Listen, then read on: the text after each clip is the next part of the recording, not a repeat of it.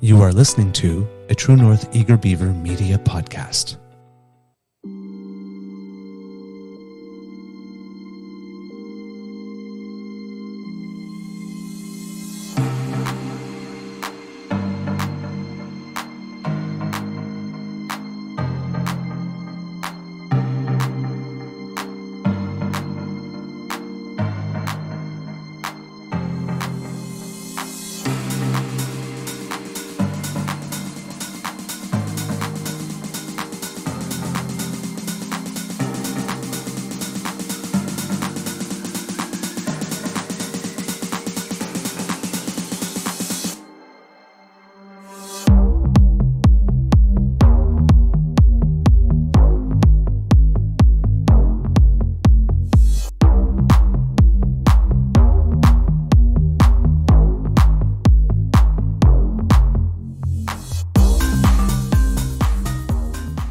The True North Eager Beaver podcasts are proudly brought to you by our founding sponsors, the Miss V Mysteries from Corvid Moon Publishing, your source for science fiction, fantasy, and cozy mysteries featuring a broad diversity of characters.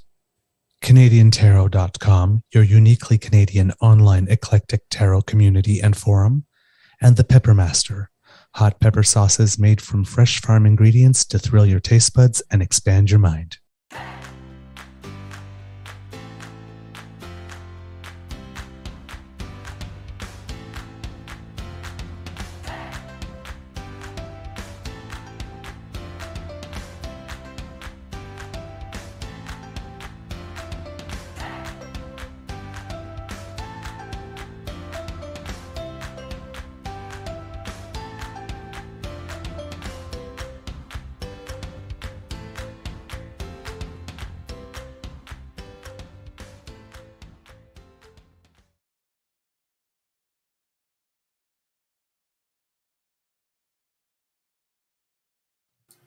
Well, good morning and hello,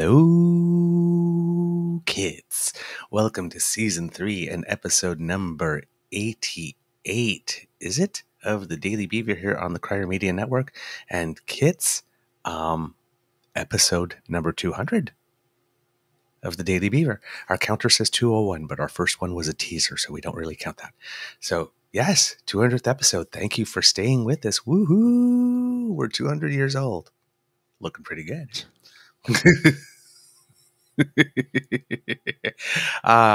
Yes, today recording day is Thursday, March 30th, 2023, and it's been a much colder evening, night, and morning than usual here at the Beaver Lodge. It feels like minus 13 at the moment, which is pretty interesting because we've had like 5 and 6 degrees Celsius the past few days. I'm your host, the Eager Beaver, pronouns he, him, hey, Mr. Beaver A, and with me as always is my dear friend, Mr. Grizzly. Of course, a big thank you goes to our podcast's founding sponsors, the Peppermaster, the Miss V Mysteries from Corvid Moon Publishing, and CanadianTarot.com. We have a Thursday morning bite for you, but first we must ask Mr. Grizzly how he's doing today and say hello to him. So how's your mental health today, sir?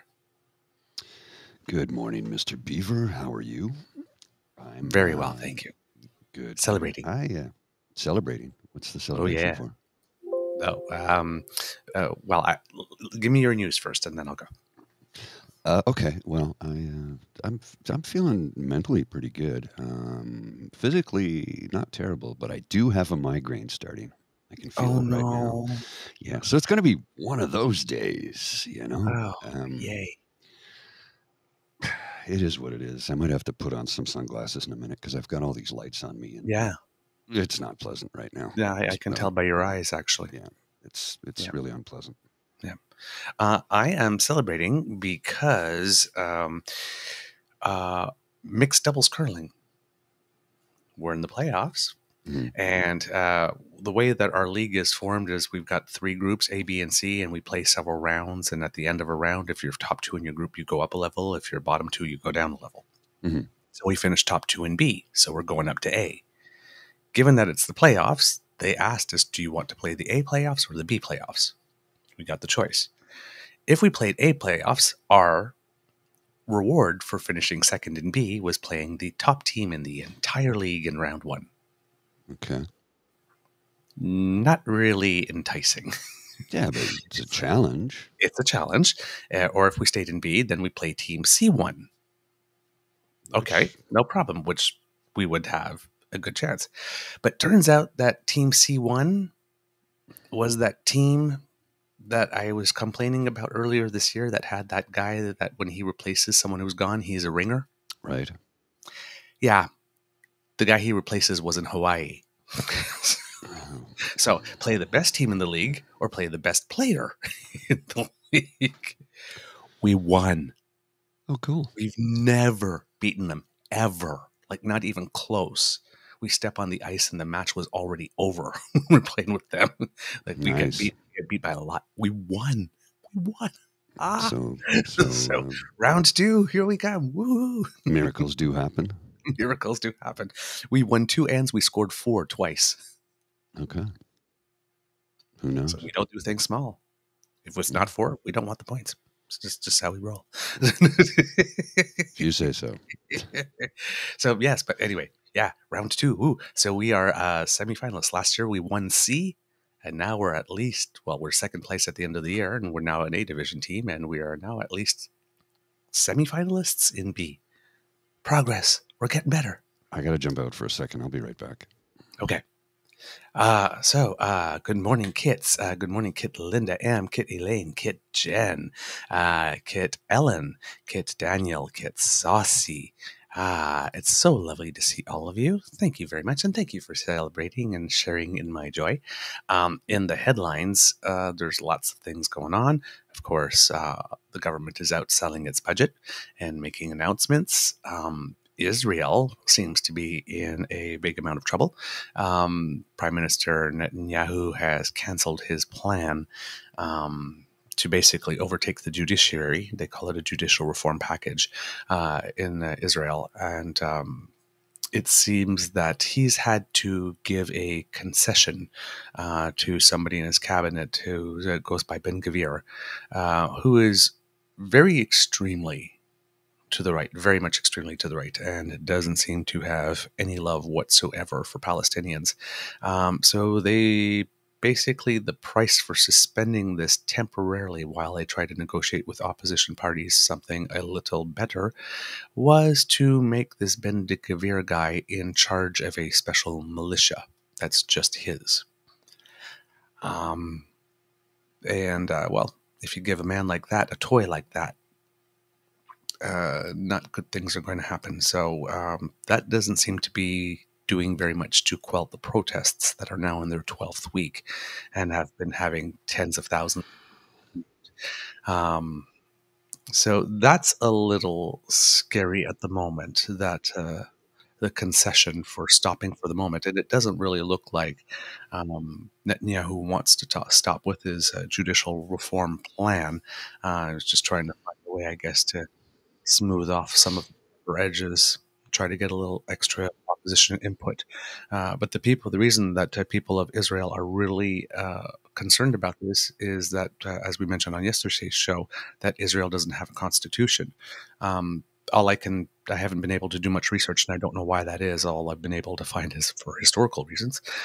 We don't have a constitution, but they also do not have an upper house. And they also don't have several other mechanisms that would be a check to the government. So in Israel, the only check to the government is the Supreme Court. And Interesting. themselves the power to overrule it with a simple majority vote. So understandably, the citizens of Israel are upset because, well, they like democracy, and understandably, the 20% of citizens of Israel who happen to be Arab are not really happy with Mr. Ben-Gvir being given a personal militia to do with, well, whatever he will. So some people in Israel are talking that the country might be on the brink of civil war. Well, that's not good at all. And I mean, wasn't the whole point of creation of Israel to avoid that? Yeah. Create a place where Jewish people could live, where there would not be war. That was the idea behind the creation of the state. Yeah. Where they would be safe, And so, yeah, I am.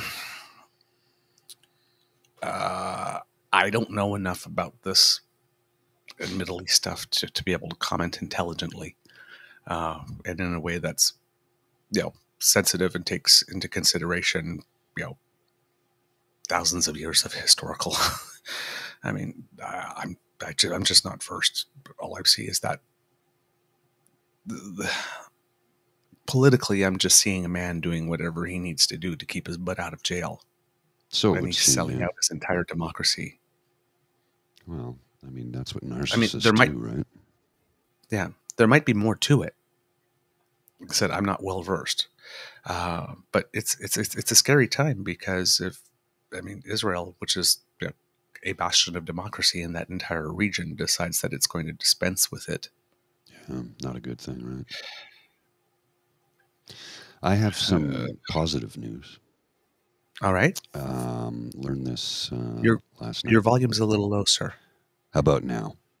Yeah, it's better. Sorry, I'm speaking in a low voice because I'm not feeling good. Mm-hmm. I did get some positive news. Remember this little thing, this April Fool's Day joke, national shutdown protest, remove the Liberals? Yes. They've lost their permit. It has been rescinded by Parliamentary Protective Services and the City of Ottawa. They have no permit to protest. And the guy who was organizing it, kind of lost his mind online about it yesterday, saying, "Oh, they're going to have to deal with me personally," and threatening violence. And I'm like, bring it on. Oh. Bring it on. Oh, my. He was going on about, see, Trudeau can't enact the Emergencies Act because there's no emergency. I'm like, what the heck are you talking about? Nobody said anything of the sort. Your permit was rescinded because they discovered that you aren't protesting. You're trying to shut down the government, and that's what we would call a coup or an attempted coup. So yeah, we're not going to put up with that crap. So I can't remember what the fella's name is, but yeah, he's getting the boot. So I'm happy about that. Oh, freedom canceled. One more time. One more time. Twice in 1 year. Wow. Gee, we're getting good at this. Well, you know.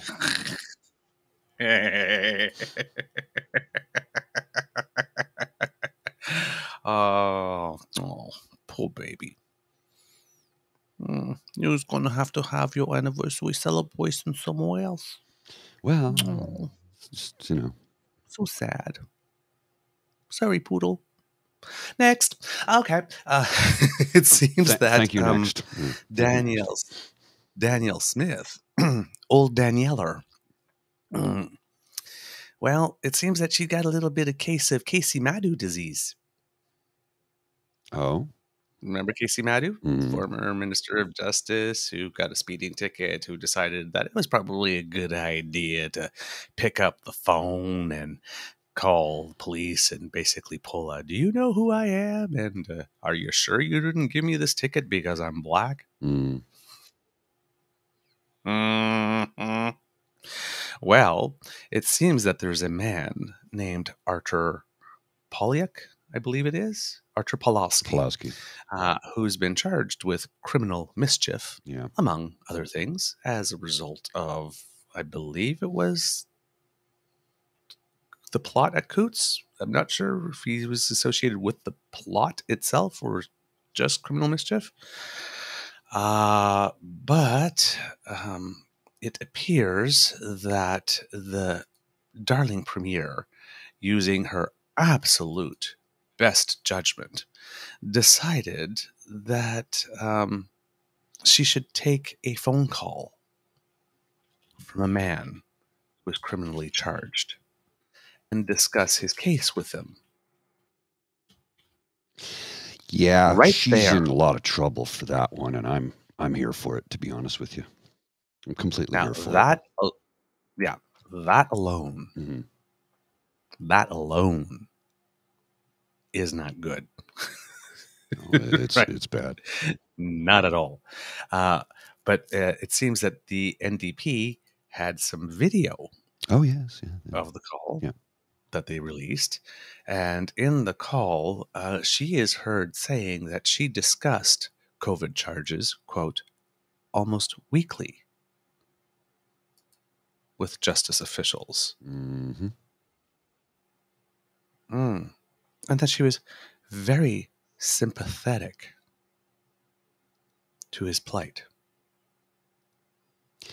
Yeah, and she thought she could just grant him clemency, but she realized, oh, that's not, we can't do that in Canada, unlike how I was trained. What? Yes. Apparently she said, well,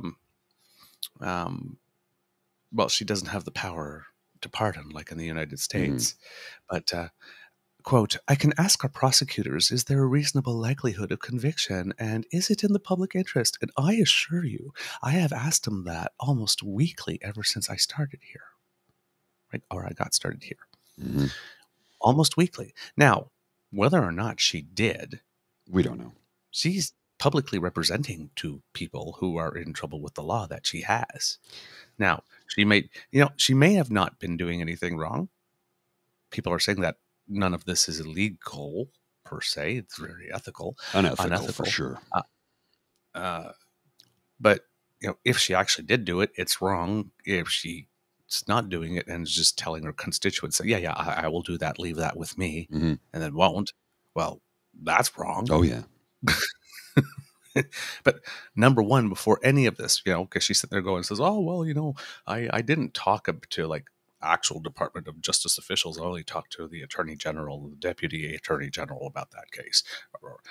Let's back that truck up because of the SNC thing. That's specifically what Prime Minister Trudeau said. I talked to the AG, the Minister of Justice, right? Jody Wilson-Raybould. I didn't talk to the prosecution service. So apparently that's not good enough for him, but it is good enough for her. And rules for me, not for thee, right? Well, number one, but number two, it's just, well, here we go, Mr. Grizzly. If you would, there's a Twitter feed, a person called Courtney Theriault, who usually a reporter with City News, Edmonton. And, well, here's 2019 radio host Danielle Smith with some interesting takes on perception of political interference when it comes to Prime Minister Justin Trudeau and SNC-Lavalin.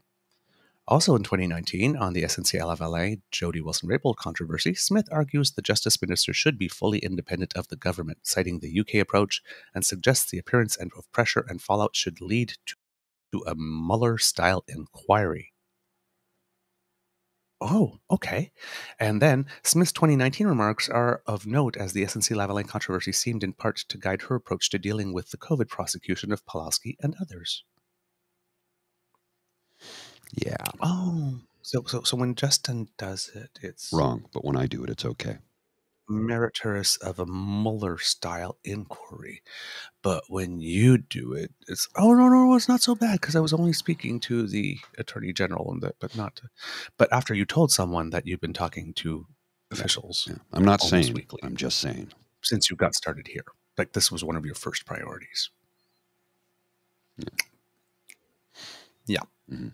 Not impressive. And as pollster Janet Brown, who we mention often because she's the best pollster in Alberta by far, has said that this could have some pretty big consequences for her because, well, basically it's her judgment that's been the issue.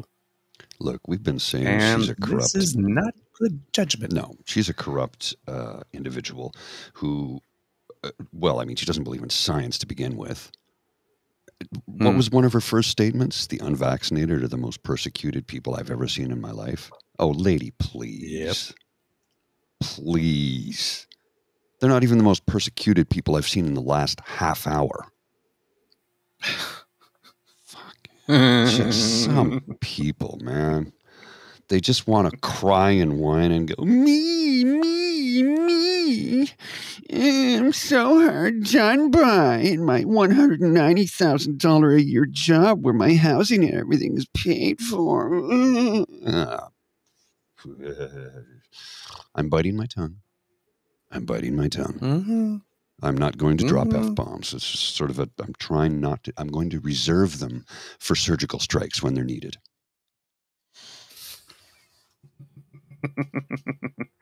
So yeah, she's in trouble. We love to see it. She's just creating content for us, dude. All we get to do is Yeah. comment on the content she creates for us. It's bad for the people of Alberta. It's terrible for democracy, but it's good for us. Yeah. I say that tongue in cheek. I mean, it's bad all the way around. There's nothing good about it. Yes, and it's gonna be great for our series that's coming up with the people from the breakdown in Alberta when we're talking about going to do a couple of episodes, panels going into the election and an election night special, hopefully. But didn't expect that this would happen when we made plans to have that. So yeah, stay tuned for that. We're going to get. Pardon? Speaking of other shows, you went live on Around the Horn last night, were you? Last night, yes, we went live. Yeah. Sorry, I missed the show because I was recording. I was recording. Last night, so working on a new music show. So I didn't get to see it, unfortunately. It's just as I was climbing into bed, I got a notification on my phone, so I pulled it up and I started to watch it, and it was 11 o'clock, so I went to bed. But I'll have to give it a check out later today. But that's your first. That's the first live one. Huh? Yeah, that's the first live one. Normally we pre-record, but Ray had some meetings and stuff on Monday and Tuesday, so we just went live. Yeah, cool. Yeah, and it turns out that my match was like at 9 o'clock, so I was able to do it. Because if it had been a 7 o'clock match, I would have had to miss my debut as the official member of the Horn. So there you go. Yeah.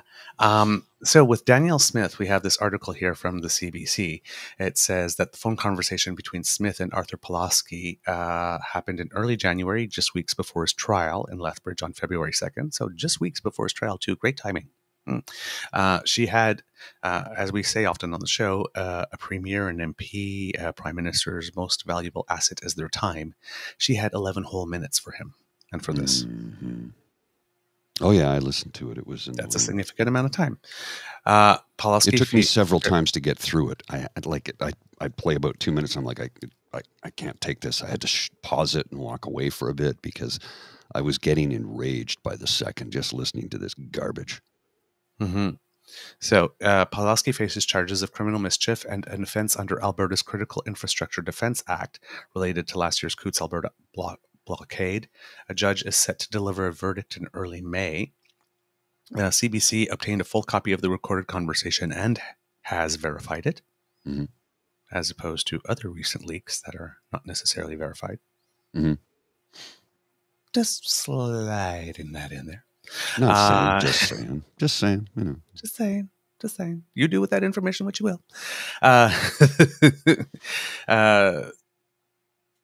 She stated that the Premier had asked for and received briefings from the Justice Minister to get up to speed on files after taking office. And she said that she would continue to push the case internally, saying, quote, "Can you just leave this with me and I will make that request one more time?"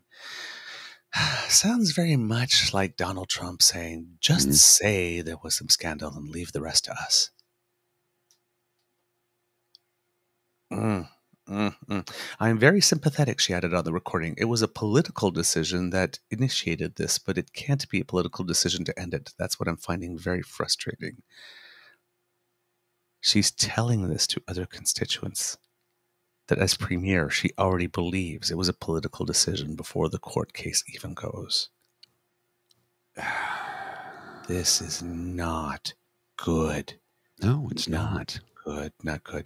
During the conversation with Pulaski, Smith says she spoke to the Deputy Minister of Justice and, quote, let him know my dissatisfaction with the tactics. The Crown prosecutors mob boss type of, Specifically, she mentioned she protested the size and timing of prosecutors' document disclosures. The Premier has said Justice Minister Tyler Shandro advised her that she couldn't grant the amnesty she had previously promised to seek. Okay, first she thought that she could actually deliver amnesty. Have you met Canada yet, girl? Have you met us? Seriously. All these patriots that claim to love us and don't even know us. I just don't understand. Well, I mean, the way they were running around during the occupation in the last couple of days, handing out the Canadian Charter of Rights and Freedoms. Make sure you can read this and show this to the police when they try and arrest you. Yeah, that's nice, but you clearly didn't read it. Yeah. And if you did, you didn't understand it, because there's reasonable limits upon one's freedom. It's written right there in plain English, in Anglo-Saxon terms.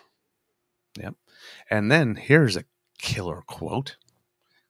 Quote, "It's unfortunate that I didn't understand the limitations," she said in the phone call. "I thought we had the same power of clemency we had in the U.S." What's this we had in the U.S.? Huh? Is she American? Okay, so wait a minute. She has been an MLA before. Mm-hmm. She's been a leader of a party. Wild Rose Party. Then she went out and had radio shows and columns where she's telling everybody how things work. And she did not, she's claiming to this person that she did not know this entire time in her entire life. I mean, how old is she? 50 something? Yeah. She's close to my age. That she does not know that the prime minister or premiers, or like that nobody in Canada has the power of clemency and pardon. This is a person that should not be anywhere near a political office of any type. She is premier and she did not know this? Yeah, that's scary. I mean, I'm genuinely freaked out by that. Every subsequent quote shows her to be worse and more corrupt and more incompetent. Oh, yeah. It's incredible. Well, I know people in Alberta are freaking out about this right now because they're like, whoa, hang on a sec. Whoa. Like, look, there's the extreme right wing that does live and exist in Alberta. And it's not the majority of the province. The vast majority of the province believe in peace, order, and good government. And they want that good government to represent their citizens, equitably, legally, and make sure that the individuals within that good government should actually know how government works. This will not bode well for her in the next few days. She will be wiped off the face of the earth when it comes to her political life in this country. Now, maybe she'll break away and try and join the PPC because Maxim might take her in. I don't know. Mm-hmm. But any respectful party in this country would be like, here's the door, lady. This should be political death. Don't let the door hit you in the ass. You don't understand how our system works and you want to be in charge? Yeah. Well, and as Kit Saucy says here, that is the important part. We had in the USA, that quote again, "I thought we had the same power of clemency we had in the US." But we had what? What do you mean we had in the USA? I don't understand. Huh? What's the we? That's the thing that just, what? You're American? Is this the case? Or you're working for the Americans? Or you want to be? Like who? Huh? What is going on?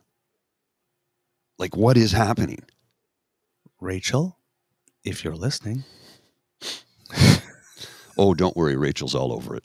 I was following her feed yesterday. She is all over it. And Rachel is an intelligent, articulate, well-spoken woman who will eviscerate her in the most polite Canadian passive-aggressive way. Mm-hmm. Yes. Well, that's the joke, with Canadians. It's like the difference between Canadians and Americans. Americans, if you got something to say to me, come say it to me to my face. Canadians, oh, no, honey. We were raised right. We wait till you're gone. We talk about you behind your back. We're not that polite. We're not that nice, really. No, passive-aggressive. We just wait till you're gone. Say sorry each time we stab you with the knife. Stab, sorry. Stab, sorry about that. Sorry. Punch you in the face, sorry, eh? Oops, Butterfingers. Did that hurt when I slammed your head into the ice? When I turtled your sweater and gave you a few, the Inglewood Jack is what they call it? I'm sorry. Should I? Do you want me to give you time to turn the other cheek? Yeah. I'm happy to be polite and spread it out. Oh, Canadians, we love you. Passive aggressive, and we. Okay.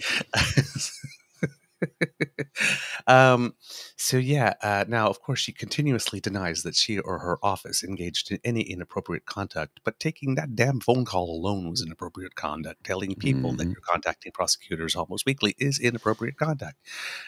Claiming that you believed you had, well, first of all, running on a campaign that you were going to give these people clemency was wrong as well.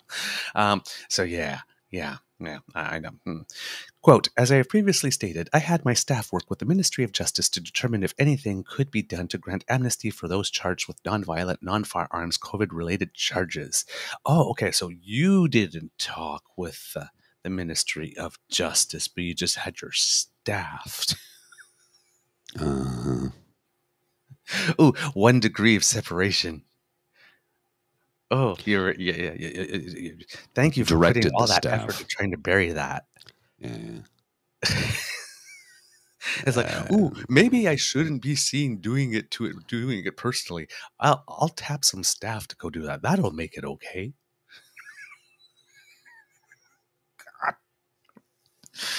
Uh, well, listen, When there's it's that. like I didn't pull the trigger. No, but you directed them to do it.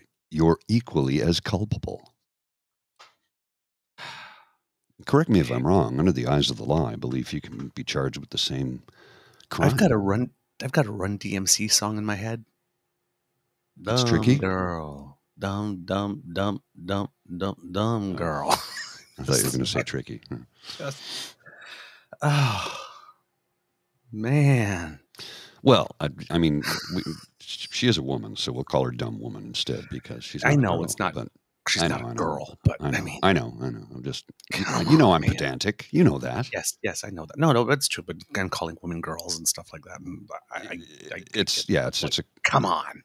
yeah. I know. I Okay, dumb girl, GURL. there. Okay, that one we Girl. can live with. that one we can live with. Jeez. Ugh. Also, as also indicated previously, she says, in multiple interviews, I received a legal brief from the Ministry of Justice recommending against pursuing amnesty further as several matters involving this issue were and still are before the courts. I have followed that advice. So you didn't know that when those things went before the courts? You had to be told that?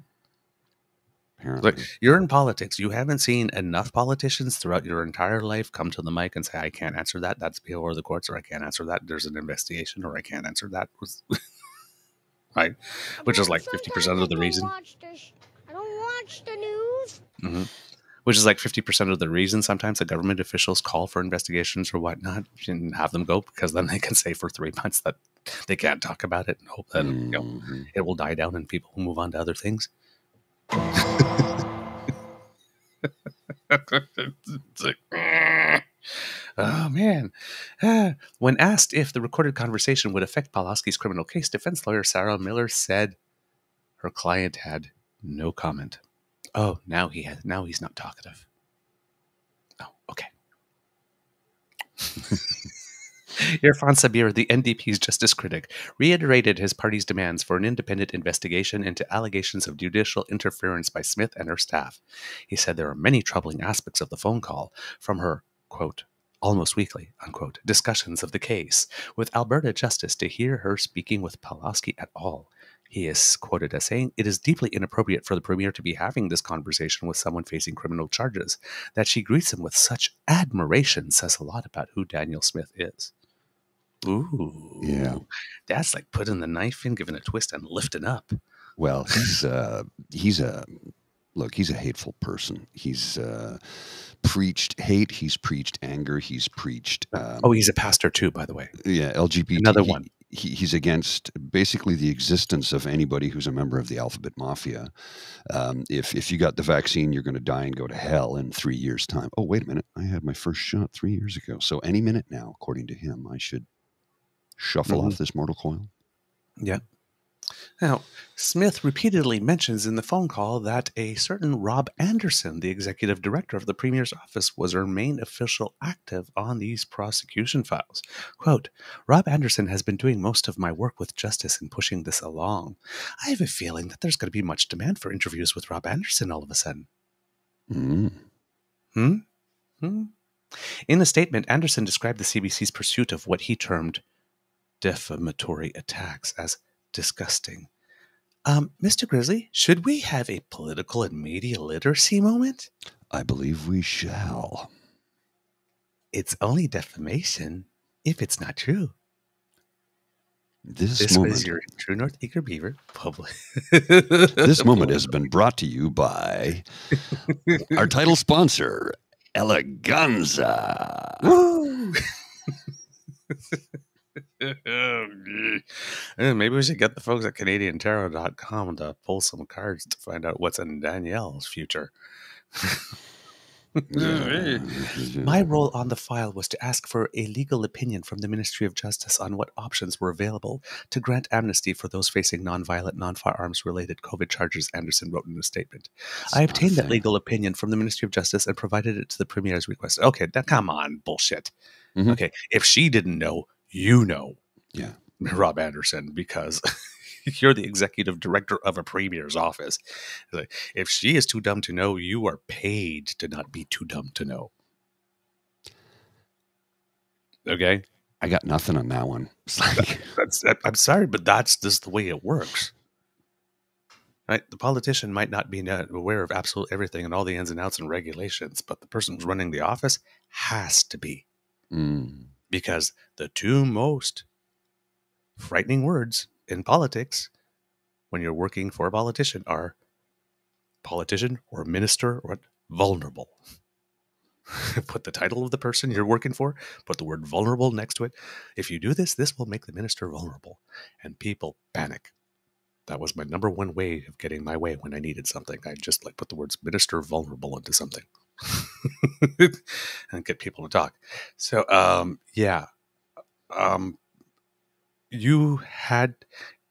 you did not have to ask for a legal opinion from the Ministry of Justice. You knew that before doing that. The very fact of going to the Ministry of Justice and asking them for is a roundabout way of saying, could you do something about this? Which you're not supposed to be asking. This is a question to which you knew the answer before you asked it. Just. Yeah. Nah, I mean, come on, man. Come on. And the CBC has sources, because this story broke before in terms of the pressure, saying that people were saying that characterizing it as constantly pushing. So the people that she says that she was not pressuring are saying that they felt constantly pushed. Now, of course, they are sources, and of course, we're having a whole discussion about sources or anonymous and all that kind of stuff. So. But here there seems to be a lot of, there's more corroboration for this than we've seen in the public than any of the CISA stuff. Right? We actually have her voice. Mm-hmm. Yeah, this is not conjecture. This is not hearsay. This is an actual recording of her. And I'm told that the recording was by Pawlowski himself. Yeah. So. Gee, with friends like that, eh? Yeah, well, it makes you wonder. It's like, oh, so he's like, I'm just going to record this because I don't trust her, or like. It sounds like that to me. Or is it public? Well, this, you got to wonder, what was his case motivation? Hasn't disappeared yet. Mm-hmm. His case hasn't disappeared yet, so now he's putting it public. Yeah, what was his motivation to do that? Why did he throw her under the bus? Because he didn't get what he wanted from her? I don't know. Fight. So Smith has also said that Pawlowski has been making extensive public appeals on social media for Smith to intervene in his case. So maybe that has something to do with it, and maybe he hasn't been getting the response that he wants. Maybe she's been ghosting him. Maybe she's not as responsive. Mm-hmm. All right, kits, we're going to wrap it up for today. And I'll do more reading and research on this and try to bring more stuff to you. But Mr. Grizzly, do we have a show? We do indeed, sir. All right. Kits, that's the end of this episode of the Daily Beaver Morning Show. We hope that you loved listening to us, because we love making this for you.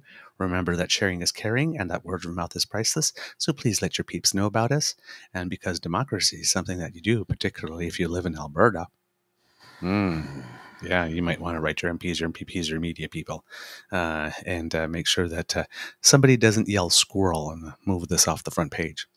If you really like this podcast, you can find us on the Crier Media Network as well as all Beaver Grizzly friendly platforms. Stars and reviews are appreciated, and we do love to hear from you. So please write to us on our Facebook at True North Eager Beaver, at True Eager on Twitter, or by email at truenortheagerbeaver@gmail.com. We read everything. If you subscribe to our pod page at podpage.com/the True North Eager Beaver with a hyphen between each one of those words, we will come straight to you when we have something fresh off the bandwidth. And if you are watching on video, perhaps on our True North Eager Beaver Media Incorporated YouTube channel, well then please smash those buttons, as Kit Elaine loves to say, that you like the show, and subscribe, please. We're getting very, very close to 200. I think we're only about 4 people away, so that would be very good. We can't do this without you and your kind and generous support, so if you feel we've done a particularly good show, that QR code by Mr. Grizzly's head there is something that you scan with your cell phone, and that will bring you to our coffee page. If you are not watching, then our coffee page is at ko-fi.com/eagerbeaver, all in one word, lowercase letters, and that's where you can make your contribution to our emergency coffee, hot chocolate, Caesar, and Guinness fund. Our staff helps us create a great show for you, so please keep us staffed. I'm staff. Yes. All our staff are part-time for some reason. Or seasonal. From the Beaver Lodge, this is your Eager Beaver saying, until next time, dear kids, it can be a tough world out there, so please be kind to and gentle with yourself. And a special hello to the lovely ladies from my curling arena who we had a drink with after our day game yesterday, and who all said that they would be tuning in. So, yeah, good morning. Ladies, hope you love the show. How you doing? Mr. Grizzly, do you have some words of wisdom, please? Be kind, except for Nazis. Punch them. That's all I've got right now. All right, Mr. Grizzly, you go take care of yourself. I hope you feel better very, very soon. Thanks. And yeah, thanks for doing that despite having a migraine. We really appreciate it. And the kids do too. All right, please roll the credits.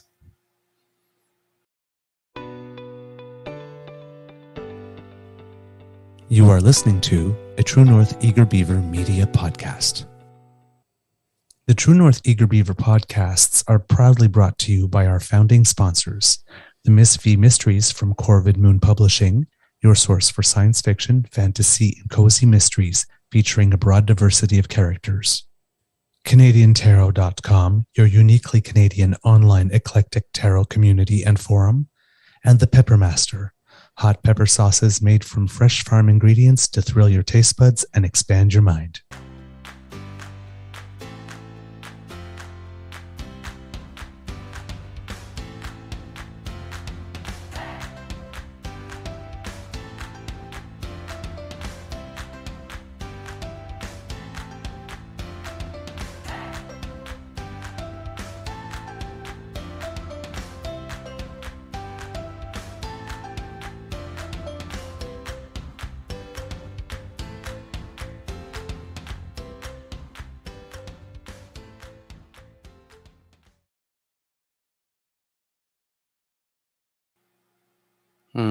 And just before we go, thank you, Miss Sarika Sakari. Have the most wonderful day to all of you here, but especially the two handsome men talking. Thanks. Is children's chewable morphine a thing? Because I could use a couple right about now. Oh, darn. See ya. See ya.